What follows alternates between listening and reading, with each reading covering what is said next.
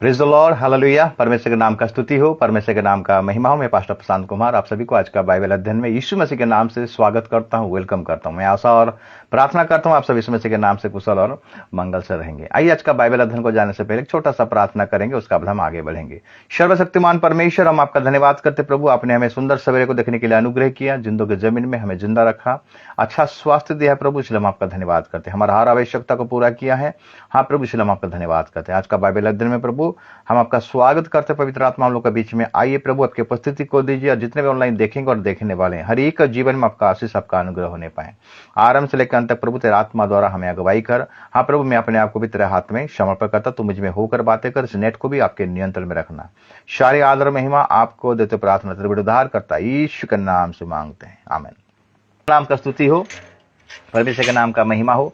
परमेश्वर हमें आराधना में अगुवाई किया, इसलिए उस परमेश्वर का हम महिमा करें, उसका जय जयकार करें, उसका तारीफ करें। और जितना भी तारीफ करें, जितना भी जय जयकार करें, बहुत कम है। मेरे प्रियो, परमेश्वर का महान अनुग्रह, महान दया, महान करुणा के चलते हम जिंदे हैं, स्वस्थ हैं और जिंदों के जमीन में हम जिंदा हैं। इसलिए परमेश्वर का हम धन्यवाद करें। आइए परमेश्वर की वचन की ओर हम जाएंगे और आज का ध्यान का विषय है परमेश्वर कौन है। आज का ध्यान का विषय है परमेश्वर कौन है। हम देखते हैं कि आज बहुत सारा परमेश्वर उठ खड़े हुए हैं, बहुत सारा परमेश्वर है, लोग बहुत सारा परमेश्वर को मानते हैं और देखते हैं कि परमेश्वर को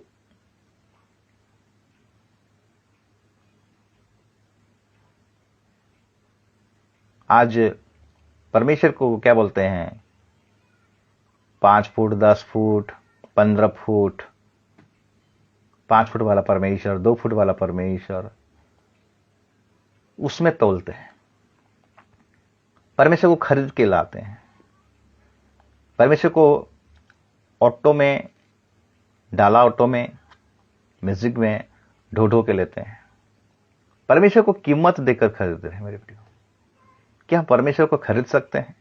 क्या परमेश्वर को हम बना सकते हैं? क्या परमेश्वर का हम बिजनेस कर सकते हैं?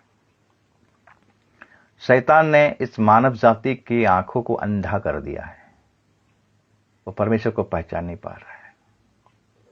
वचन में लिखता है कोई परमेश्वर को देखा नहीं है।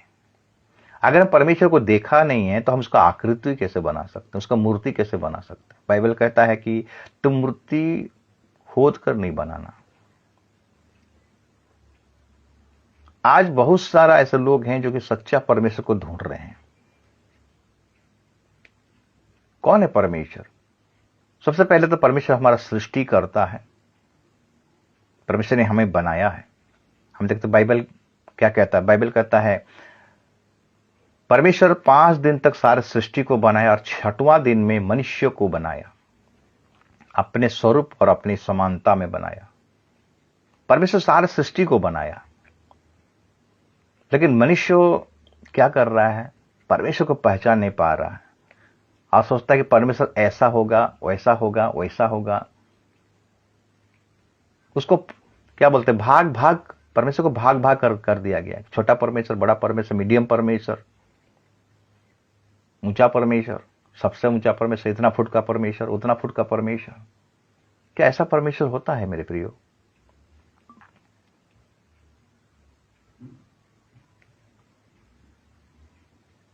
आज परमेश्वर को बनाया जा रहा है, बेचा जा रहा है। क्या परमेश्वर को बनाकर बेच सकते हैं? उसको बना सकते हैं, उसका आकृति कर सकते हैं? मेरे प्रिय, परमेश्वर का सिंहासन स्वर्ग में है और उसका पैरों का चौकी पृथ्वी है। हम उसको किस प्रकार बना सकते हैं मेरे प्रियो? वो आदि काल से, अनादि काल से अनंत काल तक परमेश्वर है, हम उसको बना नहीं सकते। हम जब देखते हैं ईसाई नबी का पुस्तक, उसका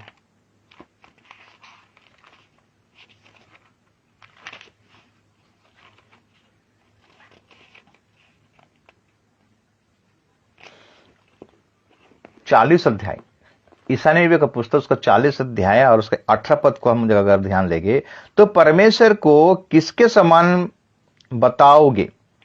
और उसकी उपमा किससे दोगे?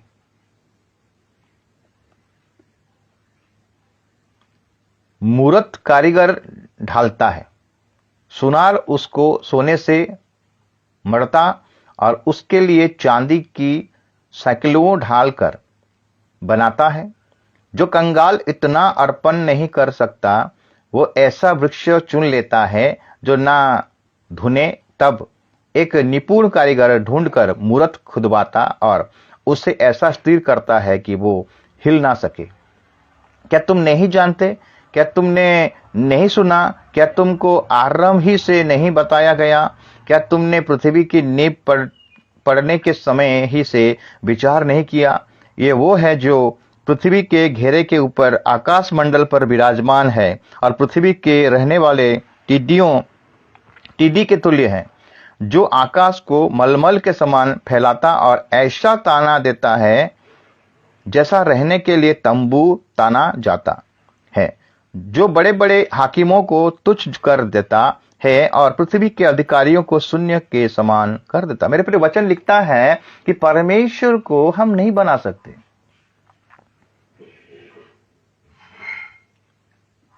मनुष्य क्या करता है? जंगल से लकड़ी को लाता है, लकड़ी को लाकर उसको अच्छा से काट कर क्या करता है? खटिया बनाता है, पलंग बनाता है, टेबल बनाता है, अपने जरूरतों का सामान बनाता है। जब वो बचा कुछ बच जाता है तो उसमें क्या करता है? एक मूर्त बना देता है और रख देता है कि हे मेरा, और रख देते बोलता है कि ये मेरा परमेश्वर है। वो कैसा परमेश्वर बन सकता है मेरे प्रिय? ना उसका पास जीवन है, ना उसका वो चला फिरता करता है, ना वो बात करता है, ना देख सकता है, ना कान सुन सकता है। परमेश्वर को हम बना नहीं सकते। वो सर्वशक्तिमान परमेश्वर मेरे प्रिय, वो सृष्टि करता है। उसका आकार, उसका कोई आकार नहीं है। हम उसको आकार देते हैं, कलर देते हैं और मन में विचार कर लेते हैं कि ऐसा तो रहेगा, वैसा रहेगा, वैसा रहेगा। हाथ में तलवार पकड़वा देते हैं, त्रिशूल पकड़वा देते हैं। मेरे प्रियो, हम जब भजन संगीता 115 को पढ़ाई करेंगे, वहां पर लिखा गया है,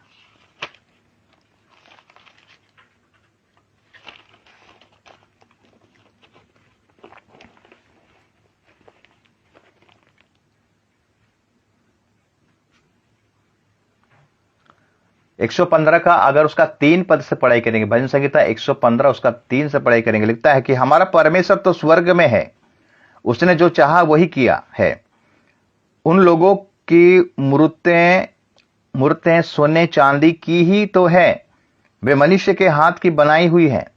उनके मुंह तो रहता है परंतु वे बोल नहीं सकते, उनके आंख तो रहती है परंतु देख नहीं सकती, उनके कान तो रहते हैं परंतु वे सुन नहीं सकती, उनके नाक तो रहती हैं परंतु वे सूंघ नहीं सकती, उनके हाथ तो रहते हैं परंतु वे स्पर्श नहीं कर सकती, उनके पांव तो रहते हैं परंतु वे चल नहीं सकती, और अपने कंठ से कुछ भी शब्द नहीं निकाल सकती। जैसी वे हैं वैसे ही उनके बनाने वाले हैं, और उन पर सब भरोसा रखने वाले भी वैसे ही हो जाएंगे। हम देखें भजन संगीता वचन में लिखता है कि उनका कान तो है, सुन नहीं सकता, नाक तो है, सूंघ नहीं सकता, कान तो है, सुन नहीं सकता, नाक तो है, सूंघ नहीं सकता, मुंह तो है, वो बोल नहीं सकता, आंख तो है, देख नहीं सकता, हाथ तो है, स्पर्श कर नहीं सकता, पैर तो है, चल नहीं सकता। जो दूसरों का सहारा लेता है वो परमेश्वर नहीं है मेरे प्रियो। उठा उठा कर लेकर रख देते हैं, उसी को हम परमेश्वर बनाएंगे? मनुष्य खुद उसको बनाया है, खुद उसको रचाया है। जो परमेश्वर सारी सृष्टि को बनाया, पेड़ पौधों को बनाया, फल फूलों को बनाया, जीव जंतु को बनाया, आकाश मंडल को बनाया, तारागण को बनाया, सौर मंडल को बनाया, ब्रह्मांड को बनाया, और मनुष्य क्या करता है? परमेश्वर का सृष्टि किया हुआ वस्तु को लेकर उसी से वो परमेश्वर को बनाता है। मेरे प्रियो, परमेश्वर को हम बनाने नहीं पाएंगे, ये मूर्खता का काम है। परमेश्वर को हम भाग भाग नहीं करेंगे मेरे प्रियो।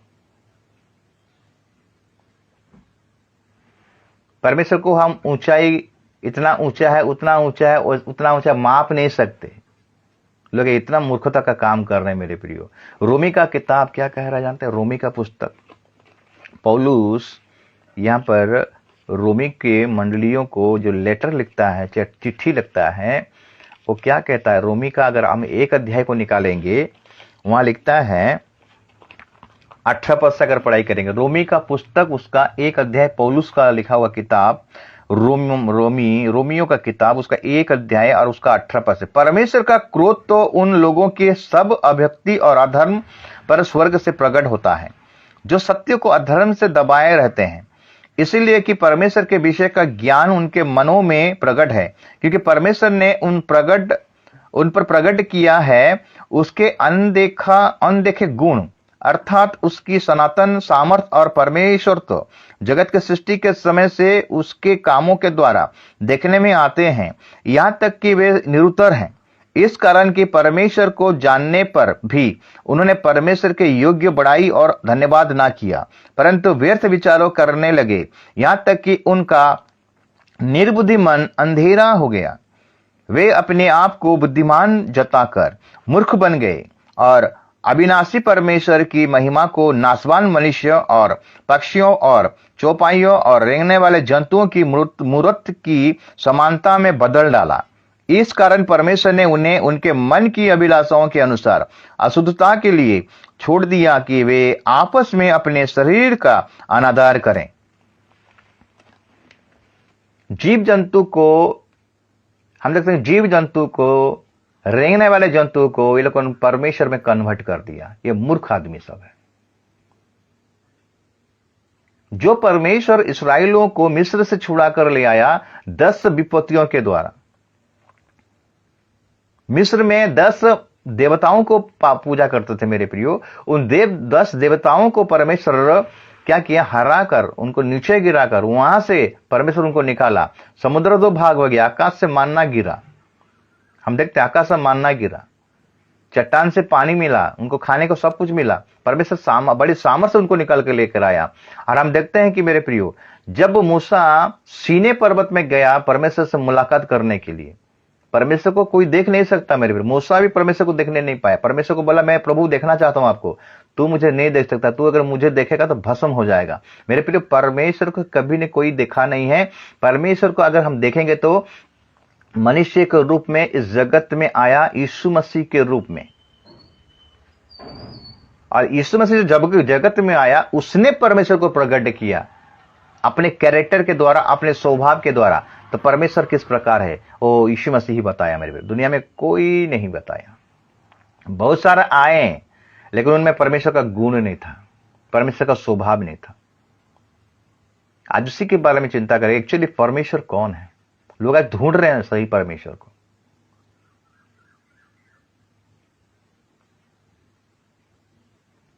यीशु मसीह जो ऐसा एक व्यक्ति है जो कि 100% मनुष्य था और 100% 100% परमेश्वर था, वो है सच्चा परमेश्वर। हम क्यों कहेंगे यीशु मसीह को सच्चा परमेश्वर मेरे प्रिय? क्योंकि उनके पास क्वालिटी है, गुण है, जो कि अन्य जो देवी जो देवता थे उनके पास नहीं थे।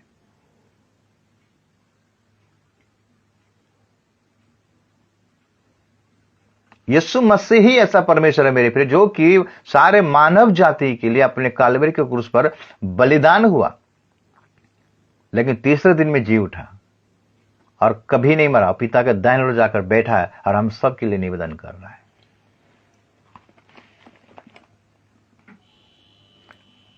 ईसाया 45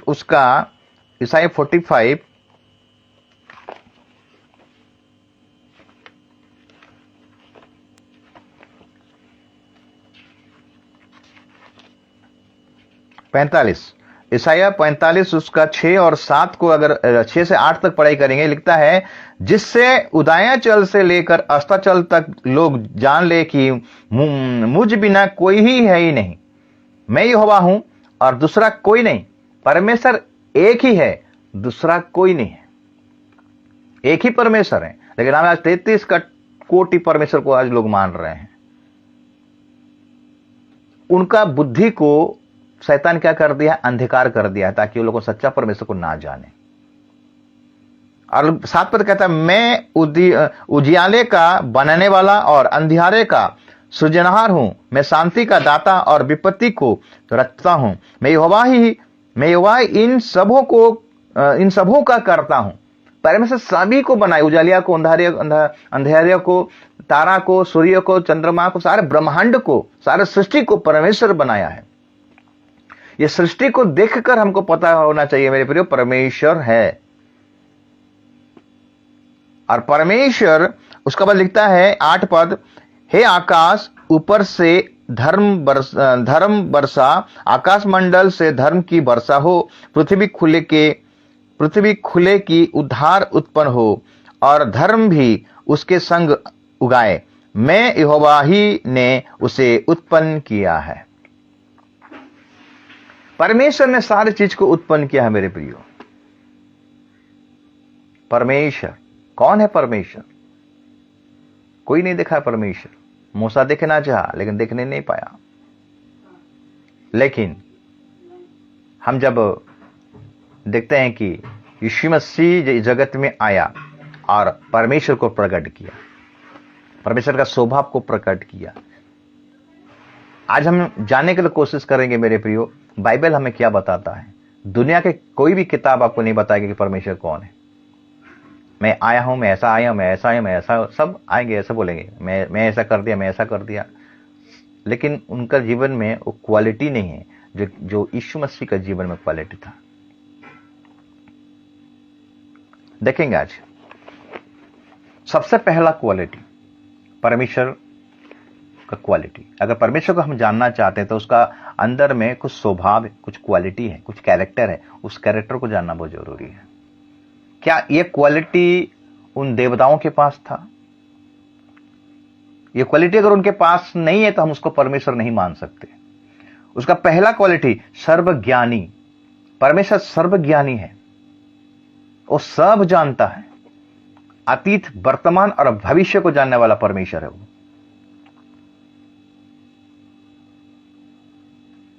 वो अतीत के बारे में जानता है, वर्तमान के बारे में जानता है और भविष्य के बारे में जानता है। उसको हम परमेश्वर कह सकते हैं मेरे प्रियो।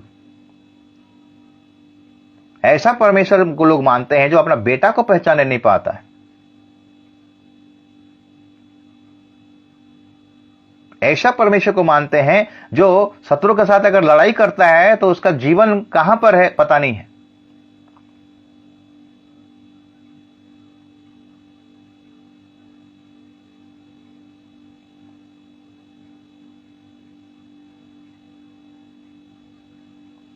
ऐसा परमेश्वर को मानते हैं जो अपना पत्नी को डाउट करता है, संदेह करता है और आग में झोंक देता है। ना अतीत के बारे में पता है, ना वर्तमान के बारे में पता है, ना भविष्य के बारे में पता है। मेरे प्रिय, हमारे यीशु मसीह को अतीत पता है, वर्तमान पता था और भविष्य भी पता है। वो बोलते मैं आदि हूं और मैं अंत हूं, मैं अल्फा हूं और मैं ओमेगा हूं, मैं आरंभ हूं और मैं ही शेष हूं।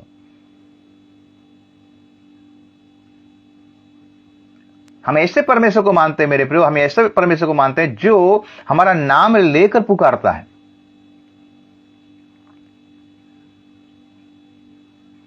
जब जक्कई के घर, जब यीशु मसीह यरीहो में प्रवेश किया, यरीहो में जब प्रवेश करता है यीशु मसीह, तो हम देखते हैं कि वहां पर एक व्यक्ति था जक्कई, जो कि चुंगी लेने वाला का सरदार था। और वो यीशु मसीह को देखना चाहा मेरे प्रियो। भीड़ के चलते वो यीशु मसीह को देखने नहीं पाया और पेड़ में चढ़ गया, गिलहर का पेड़ में चढ़ गया। और यीशु मसीह वही रास्ता से जब आ रहा है और हम देखते हैं कि यीशु मसीह उसी के पास पहुंच गया और बोलता कि हे जक्कई नीचे उतरा। मेरे प्रियो, यीशु मसीह जक्कई से कभी नहीं मिला था, नाम को कैसे पता चला? मेरे प्रियो, वो हमारा सृष्टि करता है, वो हमारा जन्म को जानता है, हमारा जन्म को जानता है, हम कब मरेंगे वो भी जानता है, मरने की बात कहां जाएंगे ये भी जानता है। सृष्टि से पहले ही वो हमारा नाम को जानता है, वो हमें जानता है, वो परमेश्वर। वो जक्कई का नाम को पुकारा, अगर यूहन्ना 1:48 को निकालेंगे, यूहन्ना 1:48,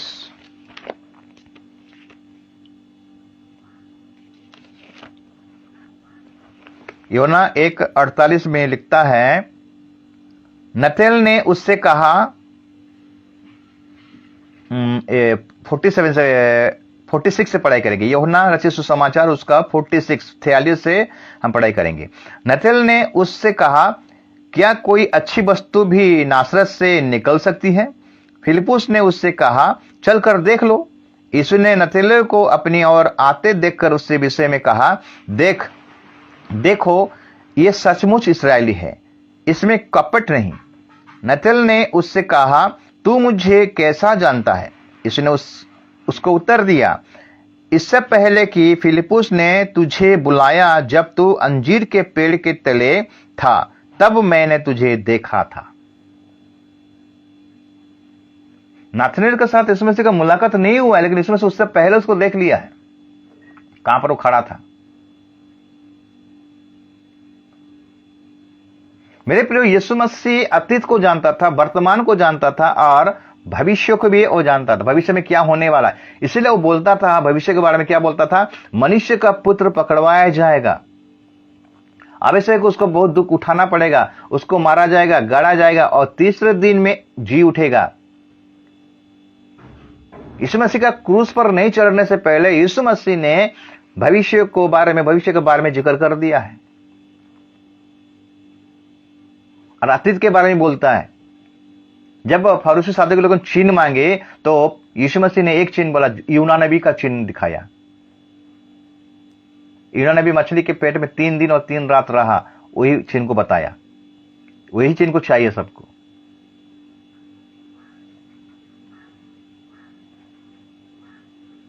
इसलिए यीशु मसीह हमारा अतीत को जानता है, हमारा वर्तमान को जानता है और हमारा भविष्य को जानता है। सर्वज्ञानी परमेश्वर।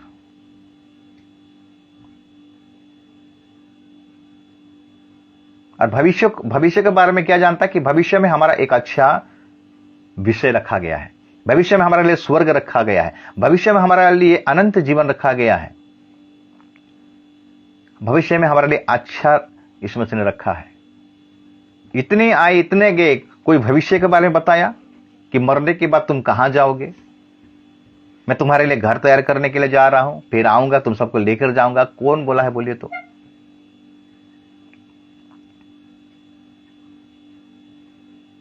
बहुत आए और बहुत गए मेरे प्रियो, बड़े बड़े वादा कर कर गए। वो लोग आए, मर गए और कब्र में अभी तक पड़े हुए हैं। वो लोग दोबारा जी नहीं उठे। लेकिन यीशु मसीह मृत्यु को जयवंत होकर उठा और पिता के दाहिने ओर बैठा। वो स्वयं जीवी, वो अनंत जीवी है। वो सनातन का परमेश्वर है, अनंत काल का परमेश्वर है, आरंभ से लेकर अंत तक, उदयचल से अस्ताचल तक।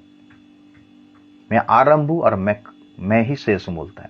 मैं क हूं, मैं क्षय हूं, मैं अल्फा हूं, मैं ओमेगा हूं।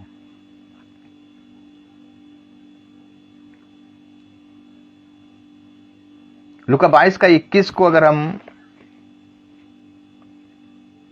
लूका 22 का 21 को अगर पढ़ाई करेंगे, लूका 22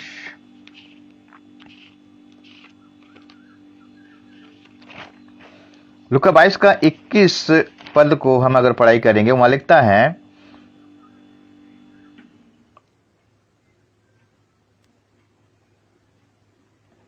बीस पद से, इस रीति से उसने भोजन के बाद कटोरा भी ये कहते हुए कहा, ये कटोरा मेरे उस लहू में जो तुम्हारे लिए बहाया गया जाता है नई वाचा है। पर देखो, मेरे पकड़ने वाले का हाथ मेरे साथ मेज पर है।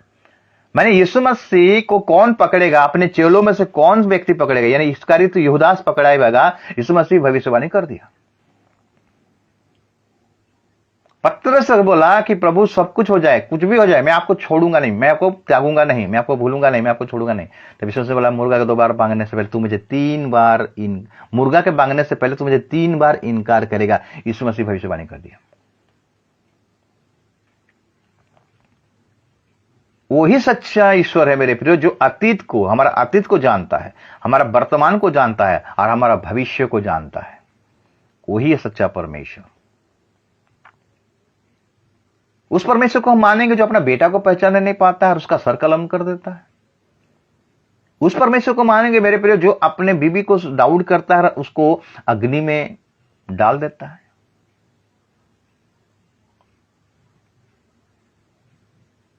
उस परमेश्वर को मानेंगे जो हिरन, सोने का हिरन, जो कि एक क्या बोलते हैं, एक असुर था, और वो रूप धारण करके, बहुरूपी धारण करके, मतलब हिरन का, सोने का हिरन का रूप धारण करके दौड़ रहा है, और उस परमेश्वर उसको तीर धर कर मारने के लिए दौड़ रहा है। उस परमेश्वर को मानेंगे परमेश्वर, वो पहचान नहीं पाता है कि वो एक असुर है और वो रूप धारण किया है।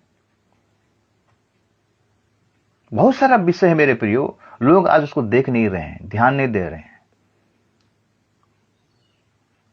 सत्य को जानो और सत्य तुम्हें क्या करेगा, स्वतंत्र करेगा। एक्चुअली परमेश्वर कौन है जानते हैं? पहला पॉइंट, उसका पहला कैरेक्टर, उसका पहला स्वभाव, वो अतीत को जानेगा, वर्तमान को जानेगा और भविष्य को जानेगा।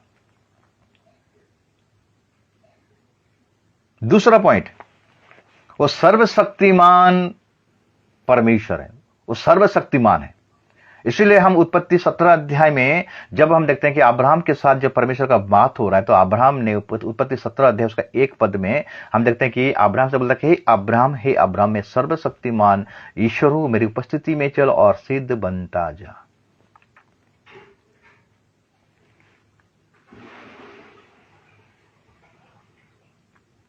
प्रकाशित वाक्य अगर उसका 1:18 को अगर पढ़ाई करेंगे, प्रकाशित वाक्य उसका 1:18 लिखता है, मैं मर गया था और अब देखो मैं युगानुयुग जीवित हूं और मृत्यु और अधलोक की कुंजियां मेरे पास है। मेरे प्रियो, सर्वशक्तिमान लाठी, तलवार, त्रिशूल लेके वो युद्ध नहीं करता है, वो अपने काम को नहीं करता है। उसके हाथ में अस्त्र नहीं है रहता। हमारे प्रभु यीशु मसीह के हाथ में कोई अस्त्र नहीं था। मुर्दों को चिल्लाया शब्द के द्वारा, शब्द बोलकर, क्योंकि वो खुद शब्द है। आदि में वचन था और वचन परमेश्वर के साथ में था और वो ही परमेश्वर था। शब्द के द्वारा आकाश को बनाया, शब्द के द्वारा तारागण को, सारे सौरमंडल को बनाया, शब्द के द्वारा पेड़ पौधों को बनाया, शब्द के द्वारा जानवर को बनाया, उस शब्द के द्वारा हम देखते हैं पूरा ब्रह्मांड को बनाया। जितने भी गैलेक्सी है सब शब्द के द्वारा ही बनाया गया मेरे प्रियो। इसीलिए वो सर्वशक्तिमान ईश्वर है। इसका सेकंड क्वालिटी है, वो सर्वशक्तिमान है। समुद्र को 2 भाग कर दिया।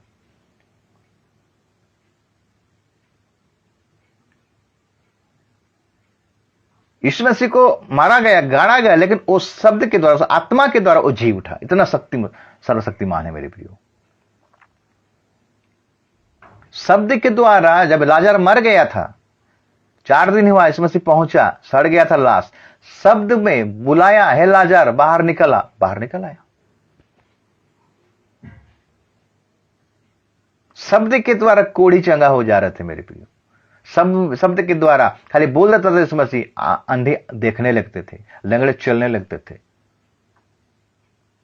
शब्द के द्वारा।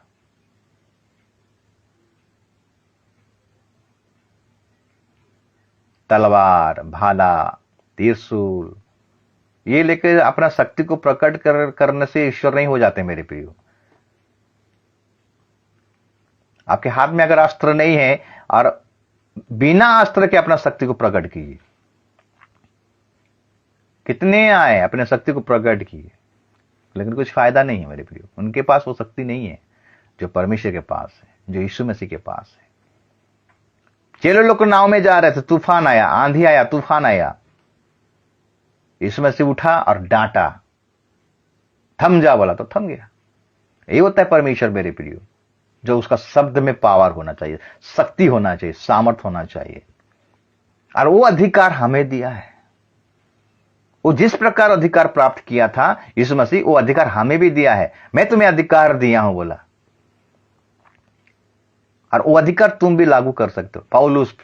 पतरस पौलुस शब्द के द्वारा, मेरे वचन के द्वारा, इतना सामर्थ्य वचन के द्वारा लोग उद्धार पा रहे हैं, पापों से छुटकारा पा रहे थे, बंधनों से मुक्त हो रहे थे मेरे प्रियो, शब्द के द्वारा। तो यीशु में इतना पावर है मेरे प्रियो, इतना पावर है, इतना शक्ति है, किसी में नहीं है। इस सेकंड क्वालिटी है हमारा परमेश्वर का जानने के लिए, उसके वो सर्वशक्तिमान है, बिना हथियार के।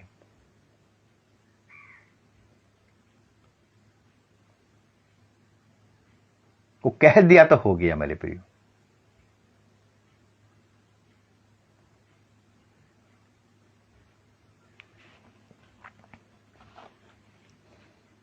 तीसरा क्वालिटी, तीसरा पॉइंट, परमेश्वर कौन है, किस प्रकार हम जानेंगे सच्चा परमेश्वर को।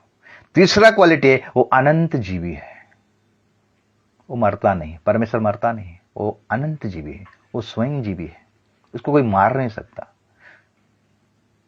जब उसको कालवरी के क्रूस पर चढ़ाया गया यीशु मसीह को मेरे प्रियो, शैतान बहुत खुश हो रहा था, मैं इसको मार दिया, मैं इसको मार दिया। लेकिन उसको पता नहीं था कि ये कौन है। वो परमेश्वर का पुत्र था, लेकिन खुद स्वयं परमेश्वर था मेरे प्रियो। मृत्यु भी उसको हराने नहीं पाया, वो मृत्यु को जयवंत हुआ। यीशु मसीह का मेन मकसद था मेरे प्रिय दुनिया में आने के लिए, क्योंकि एक जो पहला आदम जो था, परमेश्वर जो मिट्टी से उसको रचाया था, वो आदम ने अनाज्ञा करे, मतलब परमेश्वर का आज्ञा का उल्लंघन किया, उस दिन मृत्यु प्रवेश किया, श्राप आया, बीमार आया, मनुष्य जाति श्रापित हो गई, मनुष्य जाति मरने लगे। परमेश्वर क्या हुआ, दूसरा प्लानिंग किया, यीशु मसीह को भेजा, जो आत्मा के द्वारा जन्म हुआ, पवित्र आत्मा के द्वारा। पहला आदम मिट्टी से बनाया गया, दूसरा आदम स्वर्ग से, आत्मा से बनाया गया, वो आत्मा के द्वारा जन्म हुआ था। और वो क्या किया, अपने जब उसको मारा गया, गाड़ा गया, और परमेश्वर के आत्मा की सहायता से, शक्ति से वो जीवित हुआ। आज तक उसका कब्र खाली है, दूसरी बार और मरा नहीं, सीधा स्वर्ग उठा लिया गया। बाइबल प्रूफ करता है। कौन मर के जी उठाया, मेरे को बोलिए। हाँ, मर के जी उठे होंगे, लेकिन फिर मरे होंगे। मनुष्य का जन्म होना, मरना, उसके बाद न्याय का होना निश्चित है, लेकिन हमारा परमेश्वर यीशु मसीह जो कि अनंत काल का जीवन है, उसके पास खुद अनंत जीवन है। इसीलिए परमेश्वर ने जगत को ऐसा प्रेम किया, अपना इकलौता पुत्र को दे दिया, जिस पर विश्वास करेगा वो नाश नहीं होगा, परंतु अनंत जीवन को पाएगा। मेरे प्रियो, अनंत जीवन किसी में नहीं है। मेरे 33 कोटि को आप छान लीजिए और उनका किताब को छान लीजिए मेरे प्रियो। कौन बोला है कि मैं तुम्हें अनंत जीवन दूंगा? कौन बोला है, कौन वायदा किया है जो मैं जाऊंगा और फिर आऊंगा, तुम सबको लेकर जाऊंगा? कौन बोला कि मैं सुबह में स्वर्ग में लेके जाऊंगा? बड़े बड़े वायदे किए हैं, लेकिन वायदा को पूरा नहीं किए। लेकिन यीशु मसीह वायदा किया है और पूरा भी किया है। वो एक सच्चा गुरु था मेरे प्रियो। डॉक्टर सर्वपल्ली राधाकृष्ण एक हिंदू बैकग्राउंड में आते हैं, लेकिन वो यीशु मसीह यानी परमेश्वर का बाइबल को ठीक से पढ़े थे। जब गुरुओं का बात आया तो डॉक्टर सर्वपल्ली राधाकृष्ण ने एक अपना स्टेटमेंट दिया, अगर गुरु है, अगर एक सच्चा गुरु है, एक अच्छा गुरु है, तो यीशु मसीह है। क्यों बोले वो यीशु मसीह है? बहुत गुरु आए। गुरु का मतलब क्या है? अंधकार से उजाले की ओर ले जाना, गुरु। लेकिन आए वो अंधकार से उजाले की ओर क्या लेंगे? वो क्या कहते हैं, उजाले से अंधकार की ओर ले जा रहे। बड़े बड़े वायदे किए, लेकिन वायदा को पूरा नहीं किए। लेकिन हमारा गुरु यीशु मसीह जो वायदा किया था वो पूरा किया, वो अपने जीवन में लागू किया मेरे प्रिय। यीशु मसीह जो भी करता था, जो भी कहता था, वो जो कहता था वो कहने के अनुसार अपने जीवन में पहले वो अप्लाई करता था। इसीलिए वो अच्छा गुरु है, एक सच्चा गुरु है। उसने कहा, मैं भेड़ों के लिए अपना प्राण देता हूं। मैं भेड़ों के लिए, मैं अपने मेमना के लिए, मैं अपने लोगों के लिए अपना प्राण को दूंगा। वो दिया प्राण।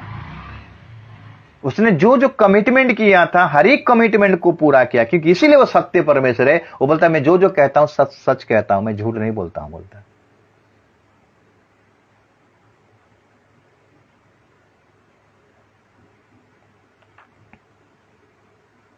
वो आदि से अनंत काल का वो परमेश्वर है मेरे प्रियो। उसके पास में मृत्यु नहीं है, वह स्वयं जीवी है, वो अनंत जीवन है उसके पास है, वही क्वालिटी उसके पास है मेरे पे। जितने आए सब मरे, सब मिट्टी में है, सब कब्र में है, सब कब्र में है। केवल यीशु मसीह का कब्र खाली है, ध्यान दीजिएगा। उसको मृत्यु भी बंधन में बांध नहीं सकता। खुल्लम खुल्ला तमाशा कर दिया मेरे प्रियो। शैतान भी चौंक गया, ये कैसे हो गया बोलकर। शैतान ने बोला इसको, शैतान ने सबको मोल्ड किया। फारिसी शादी के लोगों, जितने भी याजक लोग थे हैं, उनको बोला कि इनको क्रूस पर चढ़ा, उनको क्रूस पर चढ़ा। जब क्रूस पर चढ़ गया मेरे प्रियो, तो शैतान उस टाइम उसका डामाडोल हो गया। अरे मैं क्यों बोला इसको क्रूस पर चढ़ा चढ़ा बोलकर। क्रूस पर तो चढ़ा दिए, मारा तो गया, गाड़ा गया, लेकिन कब्र चिर कर निकल गया मेरे प्रियो। आज तक इतिहास में ऐसा घटना नहीं घटा है। कोई भी, जितने भी आप देवताओं का मानते हो ना, कोई भी ऐसा जीवन, ऐसा जी उठा नहीं है। सब मरे, सब कब्र में है। ये तीसरा पॉइंट है मेरे प्रियो, वो अनंत जीवी है, वो अनंत काल का परमेश्वर है, उसको कोई मार नहीं सकता। खुद ही वो सृष्टि करता है।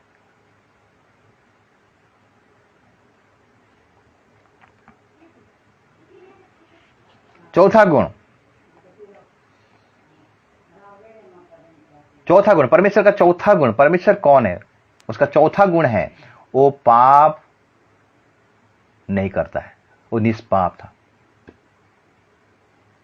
उसके स्वभाव में पाप ही नहीं था। आप जिसको मानते हो उसका स्वभाव को कभी आप छानबीन किए हो? उनका जीवनी को कभी जन्म से लेके उनका मरण तक उनका जीवन को कभी झांके हो कि उनका जीवन में पाप, मैंने स्वभाव कैसा था, कैरेक्टर कैसा था, अच्छा था कि भला था कि बुरा था? लेकिन बाइबल को पढ़िएगा मेरे प्रियो। बाइबल एक शास्त्र है। यीशु मसीह का जीवन को अगर पढ़ाई करोगे, उनके जीवन में कोई पाप नहीं था। जब पिलातुस के पास जब उनको अदालत में लिया गया, जांच किया गया और जांच में खर्रा निकले। पिलातुस खुद बोलता है, हेरोदस खुद बोलता है, हमें इसमें कोई पाप नहीं दिखाई दे रहा है, इसमें हमें कोई दोष नहीं दिखाई दे रहा है। परमेश्वर पवित्र है मेरे प्रियो। वो पवित्र परमेश्वर को हम देख नहीं सकते, इतना पवित्र है, इतना पवित्र है। दूत लोगों ने भी बोल अपनी आंखों को बंद करके रखे हैं। अगर ईशाया नबी का पुस्तक अगर निकालेंगे, ईशाया नबी 6 अध्याय,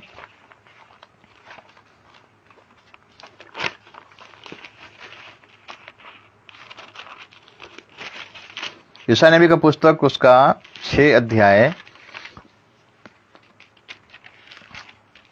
और उसका हम पढ़ाई करेंगे 1 पद से।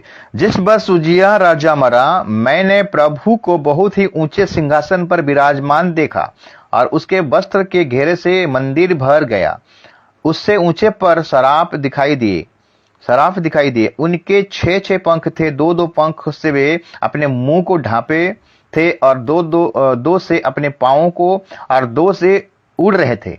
वे एक दूसरे से पुकार कर कहते थे, सेनाओं का यहोवा पवित्र पवित्र पवित्र है, सारी पृथ्वी उसके तेज से भरे हुए हैं। यानी स्वर्गदूत भी परमेश्वर को देख नहीं पाते हैं, इतना पवित्र है, इतना तेज है। आंख बंद करके ये लोग बोलते हैं, पवित्र पवित्र पवित्र। यूहन्ना 8 का अगर हम पढ़ाई करेंगे, यूहन्ना 8 अध्याय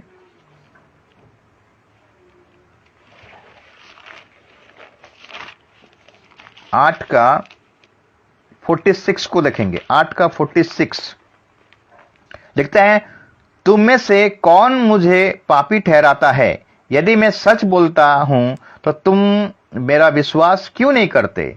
जो परमेश्वर से होता है वो परमेश्वर की बातें सुनता है, और तुम इस्राएली, तुम इसलिए नहीं सुनते कि परमेश्वर की ओर से नहीं हो। अगर हम 42 से अगर पढ़ाई करेंगे थोड़ा सा अच्छा लगेगा, समझ में आएगा। यीशु ने उनसे कहा, यूहन्ना 8 अध्याय उसका 42 से, यीशु ने उनसे कहा, यदि परमेश्वर तुम्हारा पिता होता तो तुम मुझसे प्रेम रखते, क्योंकि मैं परमेश्वर की ओर से आया हूं, मैं आपसे नहीं आया परंतु उसी ने मुझे भेजा। तुम मेरी बात तो क्यों नहीं समझते? इसीलिए कि तुम मेरा वचन सुन नहीं सकते। तुम अपने पिता शैतान से हो और अपने पिता की लालसाओं को पूरा करना चाहते हो। वो तो आरंभ से हत्यारा है और सत्य पर स्थिर ना रहा, क्योंकि सत्य उसमें है ही नहीं। जब वो झूठ बोलता है तो अपने स्वभाव से बोलता है, क्योंकि वो झूठा है और परम झूठ का पिता है। परंतु मैं जो सच बोलता हूं, इसीलिए तुम मेरा विश्वास नहीं करते। यीशु मसीह जब सच सच बोलता है मेरे प्रियो, कोई इसका बात को विश्वास नहीं करता है।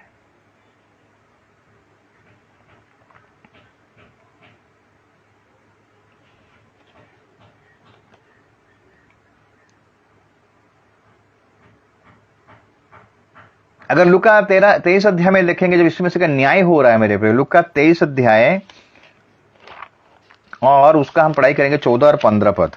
लुका 23 उसका 13 से अगर पढ़ाई करेंगे तो और भी अच्छा लगेगा। पिलातुस ने प्रधान याजकों और सरदारों और लोगों को बुलाकर उनसे कहा, तुम इस मनुष्य को लोगों का बहकाने वाला ठहरा कर मेरे पास लाए हो, और देखो मैंने तुम्हारे सामने उसकी जांच की, पर जिन बातों का तुम उस पर दोष लगाते हो, ना उन बातों के विषय में मैंने उसमें कुछ भी दोष नहीं पाया है, ना हेरोदोस ने, क्योंकि उसने उसे हमारे पास लौटा दिया है। और देखो, उसमें ऐसा कुछ नहीं हुआ कि वो मृत्यु के दंड के योग्य ठहराए जाए।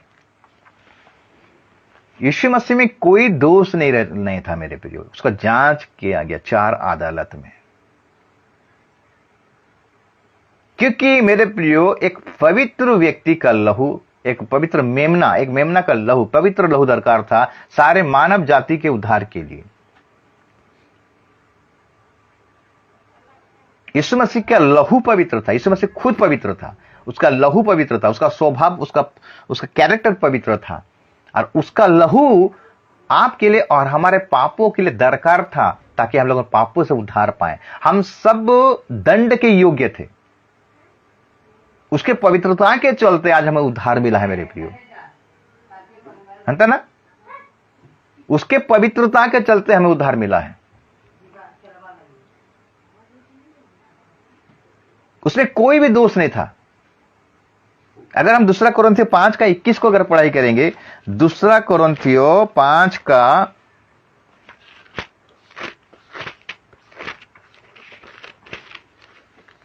21 पद लिखता है, जो पाप से अज्ञात था उसी को उसने हमारे लिए पाप ठहराया, कि हम उसमें होकर परमेश्वर की धार्मिकता बन जाएं। जो पाप से अज्ञान था, माने उसका स्वभाव में पाप ही नहीं था मेरे प्रियो, और उसी के द्वारा हमें धार्मिकता ठहराया गया। परमेश्वर का चौथा क्वालिटी है मेरे प्रियो, उसके स्वभाव में पाप नहीं था। बाकी जितने आए थे, झूठ बोलकर भाई भाई के अंदर में झगड़ा, जो देवता लोग आए थे, माखन चुरा रहे थे, इसको परमेश्वर कहेंगे कि? धोखे से भाई के अंदर में झगड़ा, धोखे से मार देना, क्या परमेश्वर धोखा देता है मेरे प्रियो? जो सच्चा परमेश्वर है वो क्या झगड़ा लगावाता है परिवार के बीच में? लड़कियों को लेकर भागता है, लड़कियों का वस्त्र को चुराता है? ऐसा भगवान है? ऐसा ईश्वर है? हमारा परमेश्वर, हमारा पवित्र यीशु मसीह पवित्र था, पवित्र है, और पवित्र हमेशा रहेगा।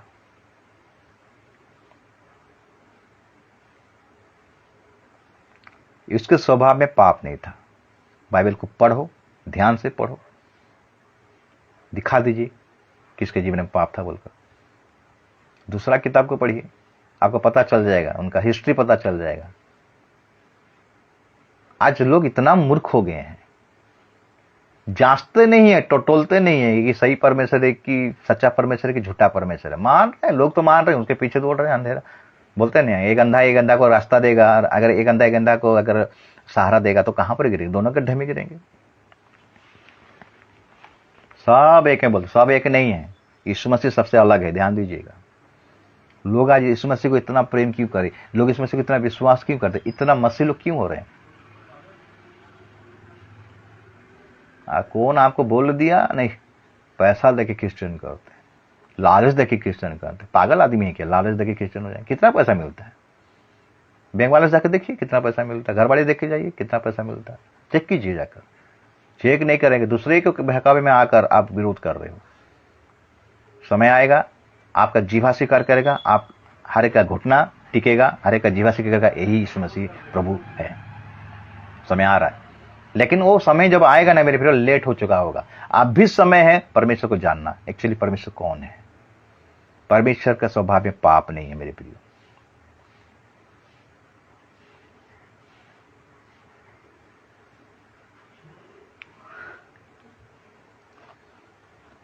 पांच नंबर गुण है मेरे प्रियो, वो ब्रह्मचारी है, वो शादी नहीं करेगा। यीशु मसीह आया था जगत में, वो शादी नहीं किया, क्योंकि सारे सृष्टि को बनाए, हमको बनाए, आपको बनाए, हम उसके संतान है मेरे प्रियो। हमसे कैसे शादी कर सकता है?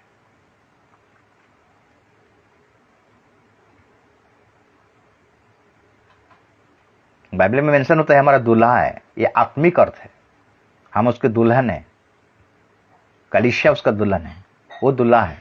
ये आत्मिक बातें हैं, सही में शादी नहीं है।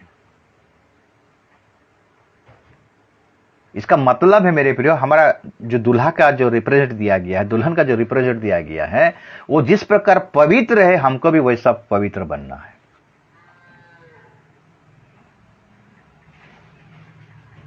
शादी को पवित्र किया, यहां पर धरती पर आया, शादी को पवित्र किया। आदम हवा से वो शादी का सिलसिला आया, लेकिन वो खुद शादी नहीं करेगा, वो खुद ब्रह्मचारी का गुण रहेगा उसके जीवन में।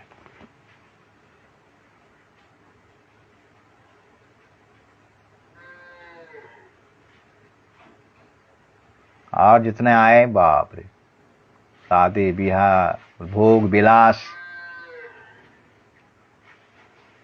भगवान, भगवान का मतलब है भोग और विलास।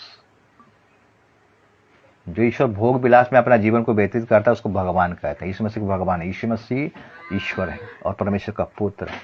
वो सही मायने में 100% वो पुरुष था और 100% वो परमेश्वर था। वो भोग विलास करने के लिए नहीं आया था, वो दुख उठाने के लिए आया था, क्लेश उठाने के लिए आया था, सारे मानव जाति के लिए, पापों के लिए। वो बिल्डिंग नहीं बनाया मेरे प्रियो, महल नहीं बनाया, वो घोड़ों पर चढ़कर नहीं गया यरूशलेम, वो गधे पर बैठकर गया। वो नम्र था, दीन था, वो दिखाया सबको मैं किस प्रकार नम्र हूं, किस प्रकार दीन हूं, मुझसे सीखो बोलता है।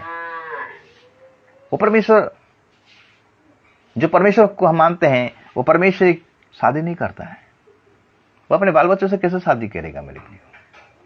बाल बच्चे तो हम उसके संतान हैं, वो हमारा पिता है, उसके पास में सामर्थ है, उसके पास में शक्ति है, वो सब कुछ कर सकता है मेरे प्रियो। ये 5वां गुण है मेरे प्रियो। और 6वां नंबर है